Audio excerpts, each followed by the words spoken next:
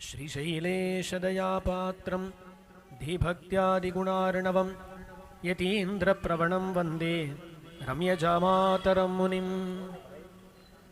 अभी अभी स्वामी जी बहुत सुंदर रूप से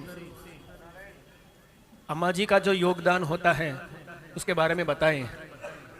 तो हमारे संप्रदाय में देखें तो सिर्फ श्री जी ही नहीं, उनके अलावा और भी दो महिषियां हैं, भूदेवी और नीला देवी।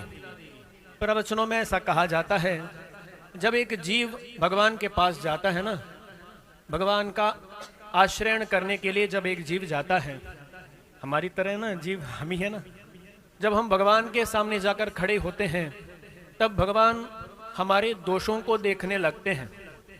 ऐसा कभी कभी होता है ना, घरों में बच्चे होते हैं, बहुत नटखट करते रहते हैं और ये सब करने के बाद कभी कुछ उनको चाहिए होता है तो पिताजी के पास जाते हैं, जाकर अरे मुझे ये चाहिए वो चाहिए बोलते हैं। तब पिताजी को याद आते हैं, ये सभी जो भी इन्होंने किया है ना, ये सब याद आते हैं। अरे उस दिन तू ऐसा किया, उस दिन ऐसा किया और आज आकर मेरे पास ही तू कुछ और पूछ रहा है, ऐसा बोलते हैं ना। वैसे ही जब हम भगवान का आश्रय करने के लिए जाते हैं तब भगवान हमारे दोषों को सोच सकते हैं।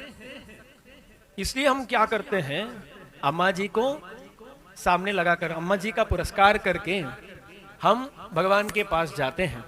तो अम्मा जी क्या करती है, भगवान को समझाती है, अरे दुनिया में कौन दोष नहीं कर सकता, करता है। तो बोला जाता है कि श्रीदेवी, श्री जी जो है वो भगवान को बोलती है, न कश्चिन नापराध्यति, अरे भगवान दुनिया में कौन ही ऐसा होता है जो दोष नहीं करता है, अरे सभी अपराधी ही होते हैं ऐसा।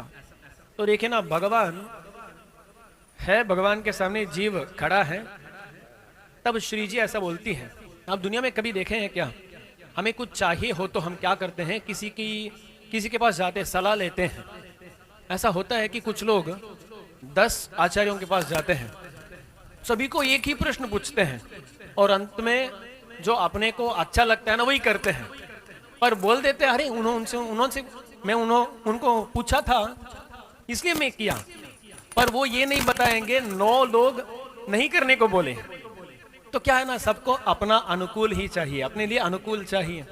तो वैसे भगवान भी क्या करता है ना, अरे श्री जी से सहमति नहीं मिली, श्री जी क्या बोली, अरे सभी लोग दोष करते ही हैं, ये भी दोषी है तो लेना ही पड़ेगा। तो भगवान क्या करते हैं, अपनी दृष्टि को भूमि देवी पर प्रसारित करते हैं अपनी दृष्टि को। भगवान सोचते हैं कि भूमि देवी कुछ इनके लिए सहमति देगी, पर भूमि देवी बोलती है, अरे ये जो बंदा आया है ना, इसमें दोष ही नहीं है, इसमें दोष ही नहीं है, क्योंकि भूमि देवी का नाम होता है क्षमा, और साक्षात क्षमा है ना, शांतिपूर्ण है वो, इसलिए वो देखती है इसमें दोष ही नहीं है, ऐसा बोल देती है भूमि देवी। अब देखिए ना, श्री जी बोली इसमें दोष है, पर किसमें दोष नहीं है इसलिए अंगीकार करना है। भूमि देवी बोलती है अरे इसमें दोष ही नहीं है। तो भगवान उसके बाद देखते हैं, अरे हमारे नीला देवी है ना, नीला देवी को देखते हैं।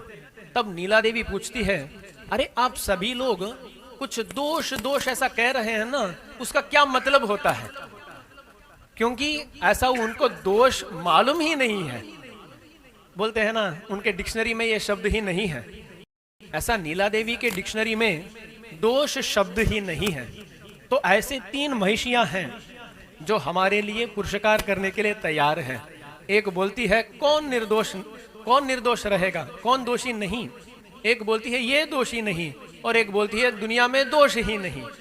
तो ऐसे 3 महिषियां हैं जो हमारे पुरुषकार बनकर जब हम भगवान का आश्रय करने के लिए जाते हैं तब भगवान को अंगीकार कराने वाले इतने लोग हैं, तो हम बड़े संतुष्टि से रह सकते हैं, है ना। तो इसलिए इस संप्रदाय में भगवान से भी ज्यादा महिषियों का, श्रीदेवी, भूदेवी, नीला देवी इत्यादियों का महत्व अधिक रूप से वर्णन किया जाता है। इसलिए तो ये श्री संप्रदाय है ना। पर ये श्री संप्रदाय यहाँ कहा जाता है क्योंकि श्री जी का इतना मुख्यतम स्थान है।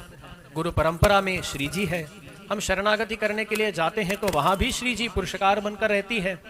जब कैंकर्य सेवा करते हैं, श्री जी सहित भगवान को ही हम सेवा करते हैं, तो सभी जगहों में श्री जी हमारे लिए रहते हुए हमारी रक्षा कर रही है।